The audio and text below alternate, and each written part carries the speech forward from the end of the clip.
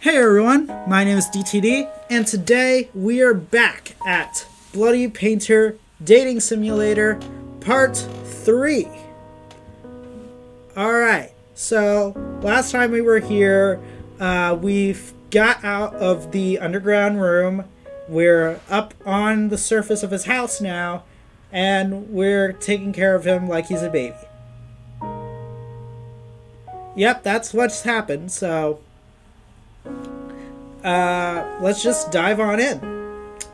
Okay, you see him busy cleaning in and out of the house early in the morning.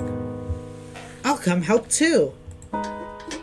After finishing speaking, you pick up the rag and bucket and join the cleaning. But you can't really see where this almost spotless house needed to be clean. You're just taking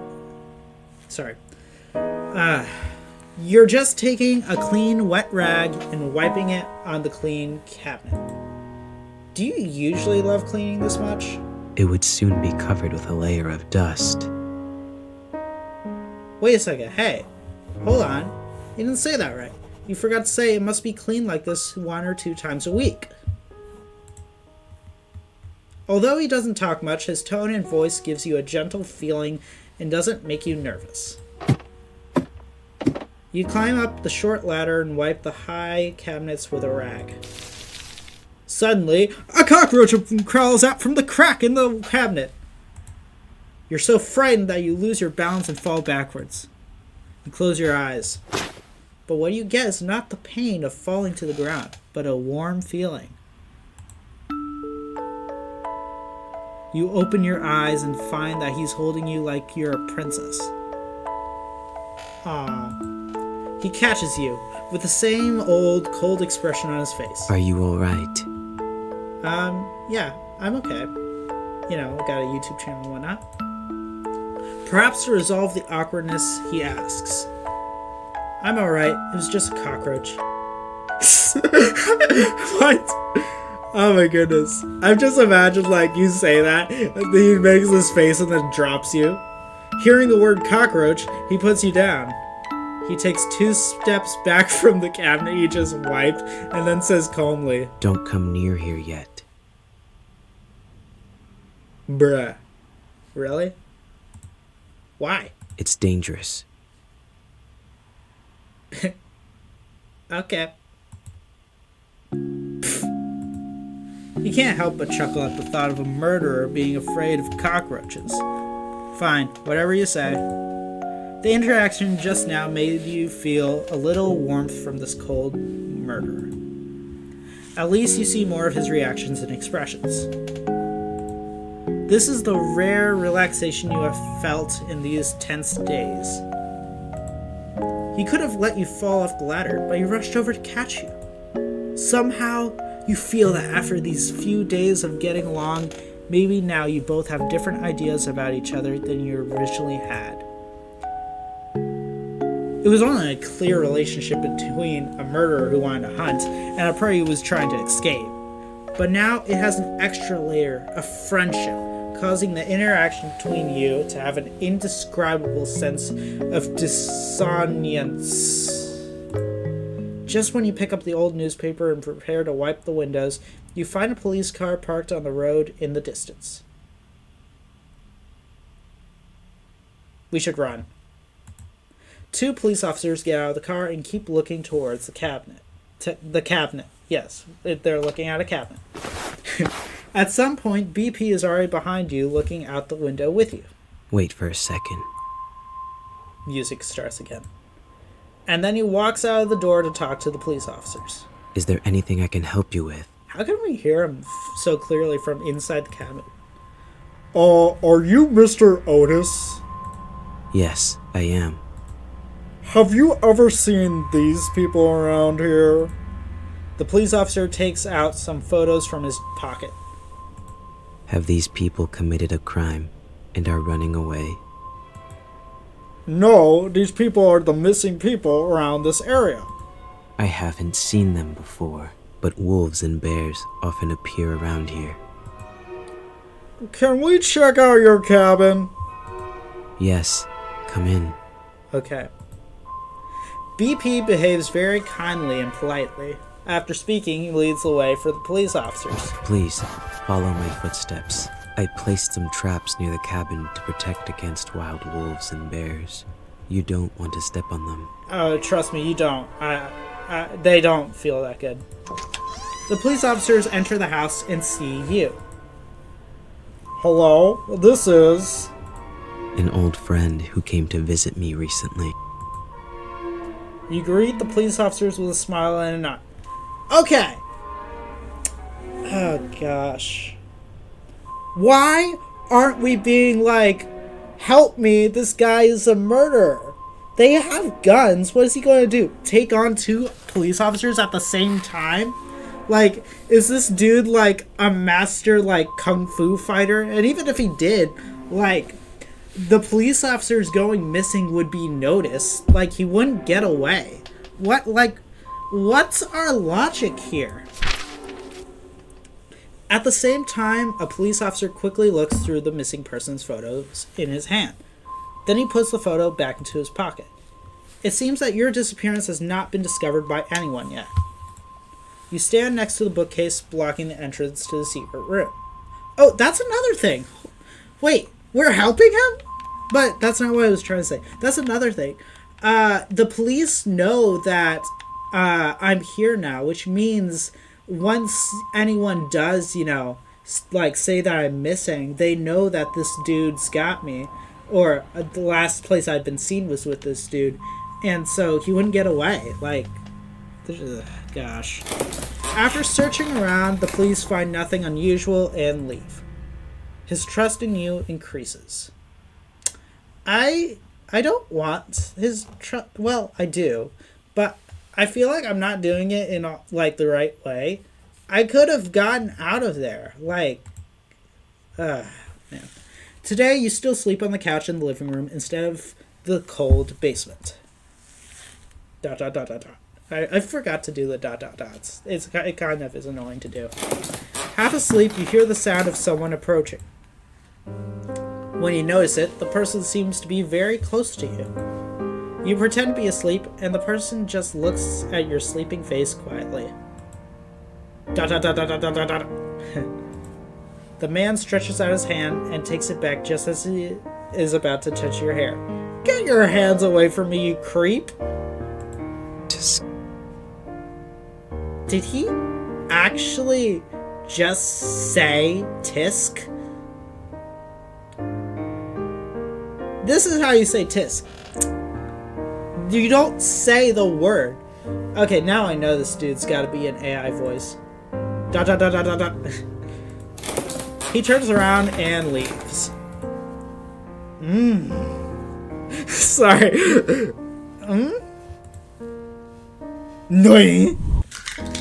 Oh, man. Day 6 morning. You see him busy in the kitchen for a while. Then breakfast is served in front of you. There is a piece of toast with just the right crispiness on the large round plate, a poached egg on top of the toast, and some lettuce salad. Ooh. Okay, for a second I thought you were going to make me eat human body parts. The plating looks delicious. Not the food, the plating. The drink is a cup of freshly brewed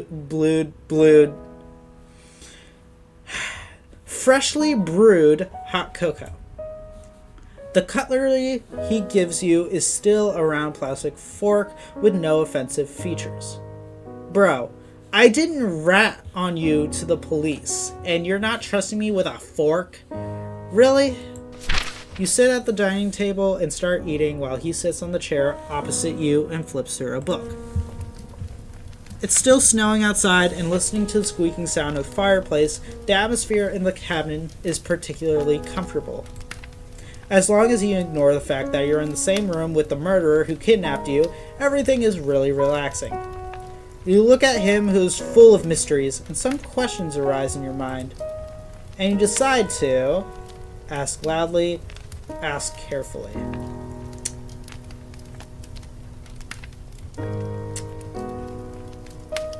I don't think that this is like a choice that's going to give me a different ending, because I got all of the bad endings. So I'm going to ask carefully. Can I ask you a question? What is it? Didn't I just ask him a question? Okay. What book do you usually read? Pick up the book next to you and read it. What work are you going to use me for about potted plants and conversation? What book do you- Usually, I would read some anatomy and taxidermy books, but today is different. Okay. What are you reading today? The Truman Show. Ooh, I loved that movie. It was actually really good. What is the book like? The whole world that the protagonist lives in, including himself, is all just someone's creation. I'm a little confused. That doesn't seem to really fit in the story that much. Like, I don't know. Everything that happens is watched by the audience, and there is no privacy at all. But he is completely unaware that he is in such a large theater. Very ridiculous, right? What? No. It's a great story. I can't imagine this to happen in reality, or to me. Okay, buddy. Think what you want. If our world was like the Truman Show, how would the audience view the current situation? I can tell you. Go to jail. Must be unforgivable. Must be excited. Oh shoot, I didn't save it. Dang it. Ah, dang it, I can't save it. Must be unforgivable. Must be excited.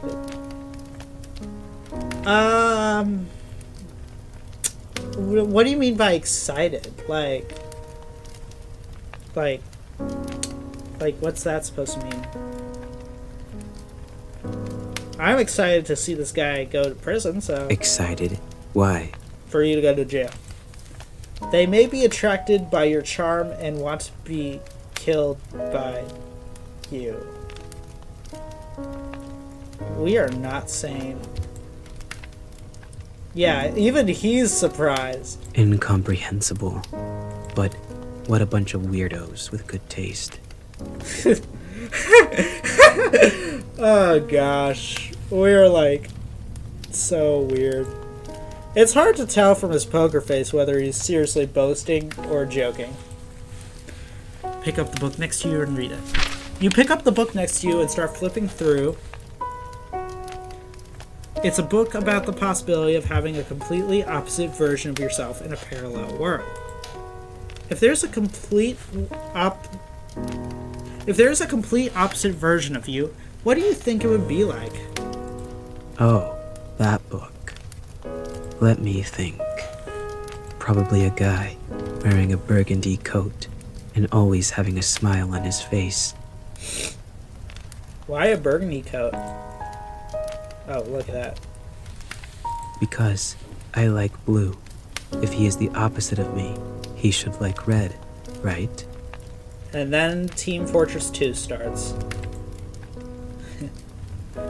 What work are you going to use me for? Okay.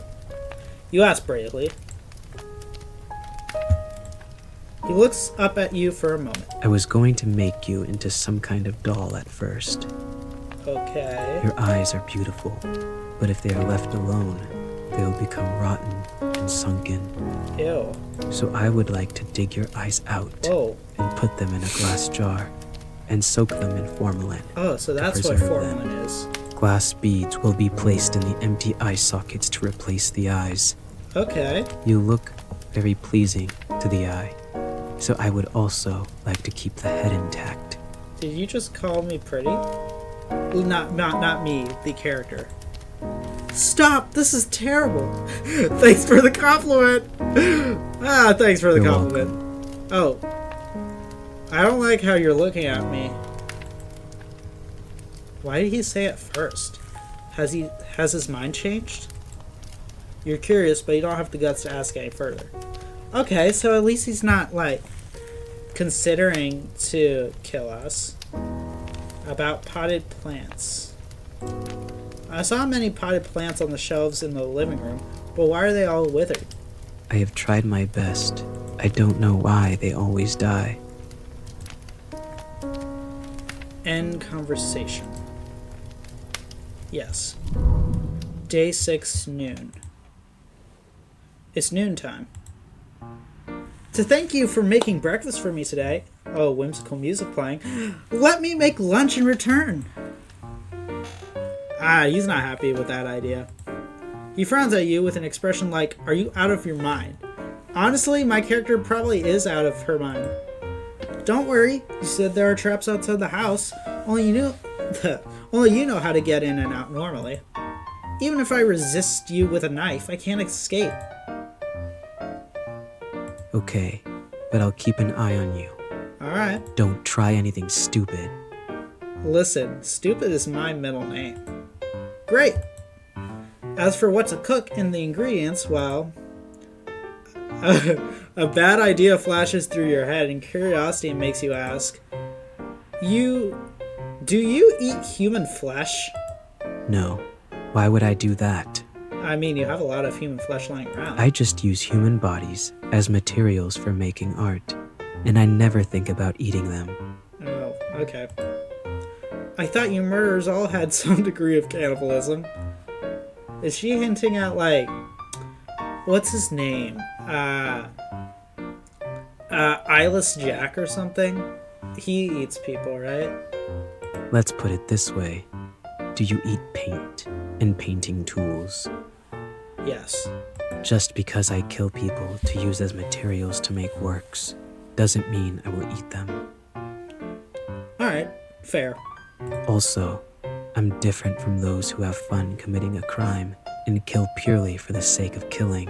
Yeah, you're so different. You kill people to make art. Don't confuse me with that kind of unprincipled guy. Alright. I wouldn't do anything unless necessary. It's not necessary. Just buy stuff from the store. You are here only because you witnessed the crime scene. I see. After hearing this, you decide to cook a common dish or cook a human meat dish. I feel like this is the type of decision that you save for. Save. Let's start normally. You look at the ingredients in the refrigerator. There are eggs, tomatoes, white rice, and some curry powder on the shelf. Okay, I've decided. You turn on the oven and start to cook. BP watches the entire production process. Rather than worrying about you escaping, he's more worried about you blowing up the kitchen. Soon after, a normal curry omelet rice was served. Oh, that looks so good. He stares at the omelet rice without saying a word. Don't worry, there's no poison. Weren't you watching the whole process? I think, actually, you can kill someone by putting too much curry into food. I think. I don't actually know. He starts to move after you finish speaking. He takes a spoonful of omelet rice and puts it in his mouth. Oh, he's surprised. What do you think? It's surprisingly quite delicious. Aw, thanks, buddy. Aw, he's smiling. What's wrong? Nothing. It's just that no one has cooked for me for a long time. Okay, buddy, you said for a long time, and it says in a long time. So, I can make you more if you like. You had a fairly pleasant afternoon. Okay. Hey! Okay, hold on. You stay right there. We're gonna go back.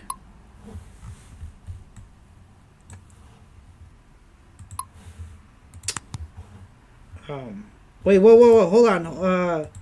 Don't do anything crazy. Sorry, it's load. I keep forgetting. Load. Cook a human meat dish. Why not? Can I try cooking you in Flash? You ask. My goodness. Yeah, that's my face that I would make if someone asked me that. Are you serious? Apparently I am. Why do you do that? I'm quite curious about the taste of human flesh. Have you ever been curious about it? No, never thought of it. Okay, at least you have some sanity. This also helps you get rid of the unnecessary material, doesn't it? I do have some useless cuts of meat in the basement freezer. Great! By the way, I won't eat it. More for me, he says, but still takes you to the basement to open the freezer and take out a piece of human thigh meat. You turn on the oven and start to cook. BP watches the entire production process rather than worrying about you. Escaping, he's more worried about you blowing up the kitchen. Okay, if I'm going to be honest, if I did not know this was human, I would want to eat this. Oh, I forgot to read the past thing. Oops. He stares at the human steak on the table and has no intention of eating. What's wrong? I can't believe you asked that, but okay. You go ahead and eat. I have no appetite. Fine. You cut the human steak into a size that fits your mouth, put a piece into your mouth. The human flesh tastes firm, chewy, and has a distinct beefy flavor. It tastes a bit like venison.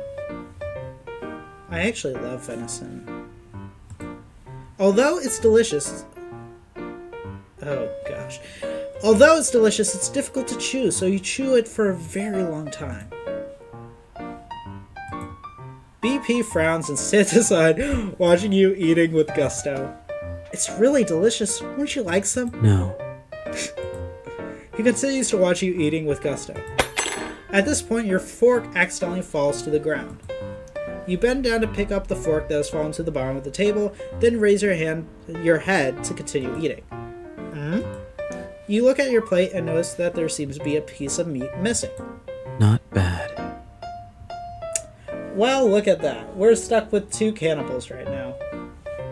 That's just great. Did you say something? Nothing. He licks his fingertips and says, "You have a fairly pleasant afternoon." Okay,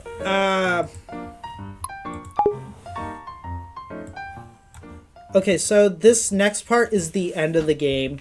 I'm going to be stopping the video at this point. So, let's see, this is part 3. Part 4 will be the end of the game, plus me checking out whatever that secret code was on the shelf. So, yeah.